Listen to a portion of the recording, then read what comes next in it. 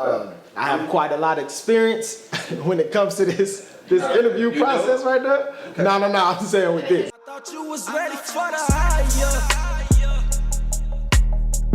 Tried to bring your ass along for the motherfucking ride, I know you smoking drinks, I brought you along for the vibes, Started acting greedy and I had to say goodbye,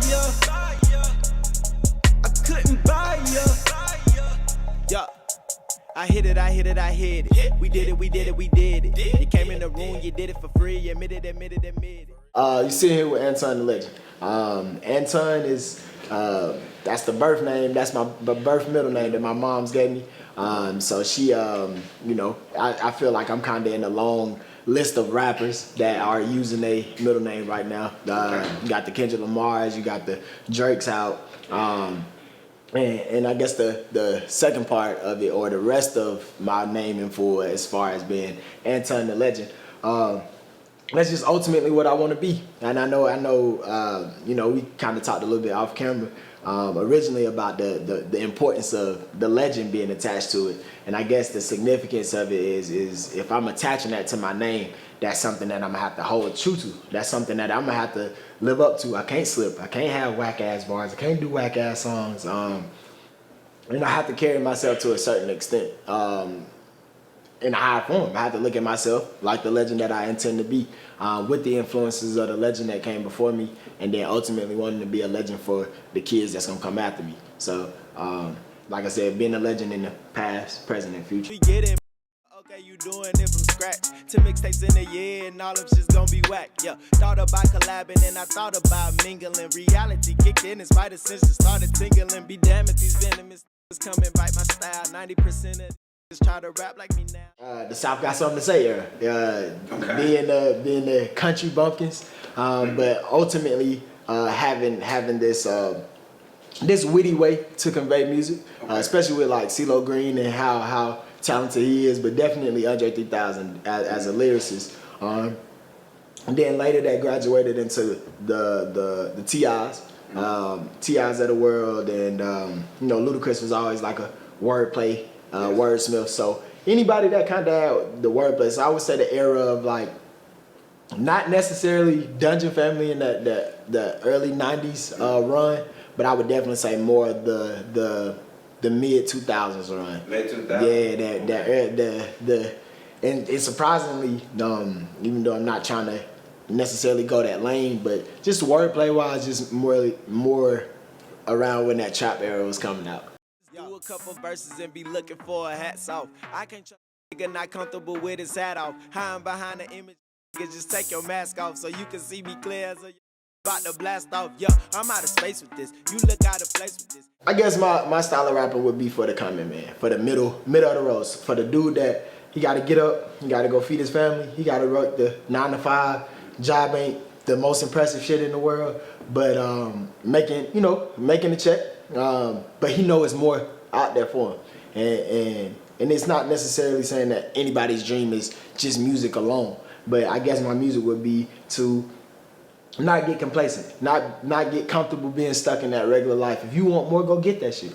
And I feel like I'm kind of just trying to bridge a gap, just trying to show people like you can still be who you want to be, and be true to yourself and make good ass music like that. You don't have to necessarily sell your soul to make it, or to make a dope song, or to make people like you. I think you can sell that shit on yourself. You know, you can bank on yourself. I guess to more so dig on that, it would be for the person that can't really relate to what the radio tell us we're supposed to listen to.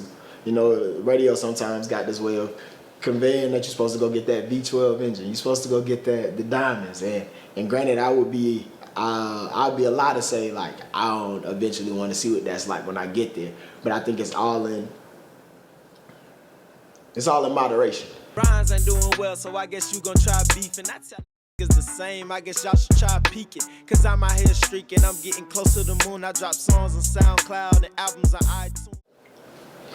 I see these rappers buy this jewelry. I wonder how big baguettes is. I see they watches. I wonder how much Pateks is. I can't even buy that right now. Way too selective. I took a trip to South Africa just to get some perspective. So it's more or less like you got that got diamonds, that cars, $250,000 cars, and they ain't never left the United States until they get, you know what I'm saying, some money.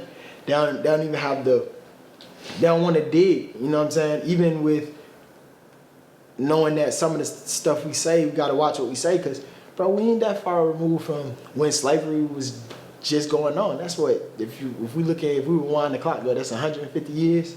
Had to get back to what was true, get away from and get back off in that booth. Yeah, hold up. I had to separate myself. Being around that fake shit can make you really fake yourself. But had to get back to what was true, get away from fake and get back off in there.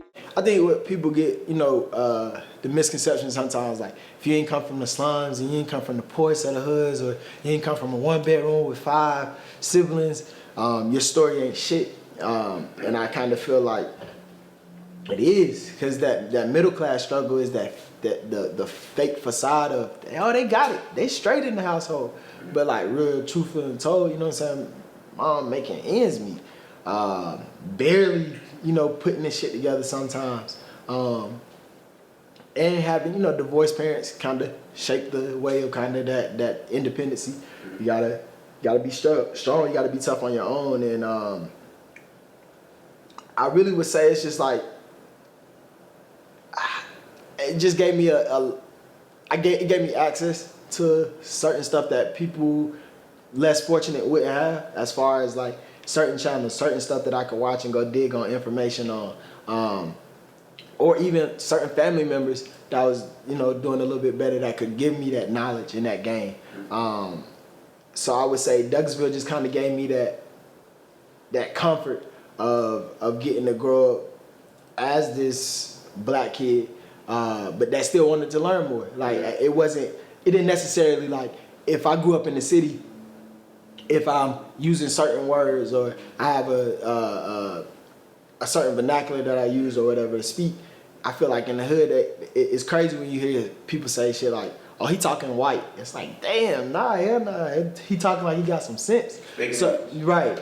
So I'm just speaking English, and I feel like that's not a fault to those that's fortunate. They just ain't seen shit outside of that. And I feel like coming from my father's side, having that kind of lifestyle, having a little bit more of a hood lifestyle, and my mom having more of an uppity lifestyle, the product of me as a child is this kid that can relate to both sides of it.